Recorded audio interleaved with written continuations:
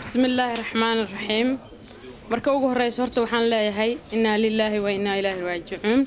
walaalkeena dhintay Allah u naxariisto iyo intii ka horeysaba. Allahana waxaan ka rajaynayaa inay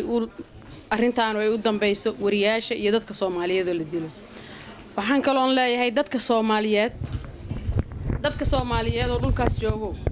Allihiina ka baqa sababtu waxa way maalin kasta hadii qof la dilo adinkana ma faa'iideysaan qasaarad ku sugantiin marka barnaamijkayga caaw wuxuu ku saabsan yahay insha Allah bal dadkaas walaalahay inaan la hadlo oqonka geeska Afrika waad qariibantiin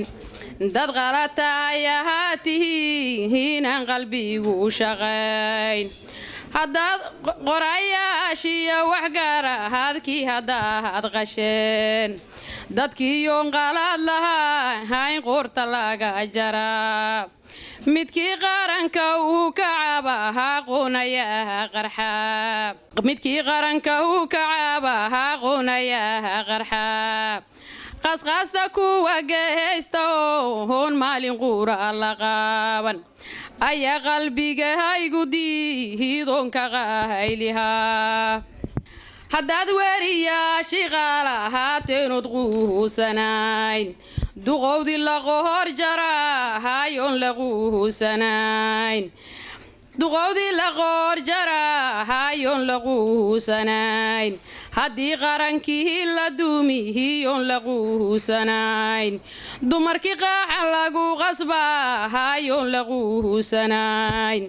owlaadii la qarxinahayoon la quusanayn diintii la isku qabsanahayoon la quusanayn qoxooti dadkii u bateenoon la quusanayn oqonkii caasiyay miyaahad qoonyahow tihiin oo in laydin qalliba miyaahad qoonyahow rabtaan dadkii yoon qalad lahaa hayn qorta laga jaraa mar laban la qashuucino hoolaysu qoratuma qaladkii dhacay qoomame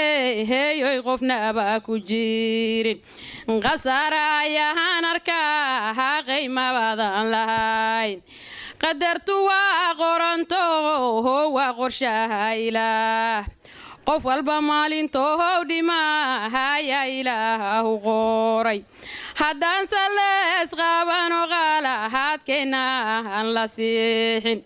kitaabka la qaadaniyo qowlka eebbahay dadkeena isqoonsadeen ay qorshaha bedelin sidii qoman luhudkiiba halaydin wada qaliibi sidii qoman luhudkiiba halaydin wada qaliibi oo maalin qurabahad naqa haysan dasiya qalfo balse ilaah lagama quuste qalbiyada fuura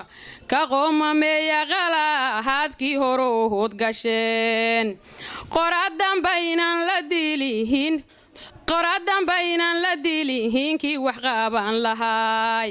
kitaabada qaata oo lamiyada uquma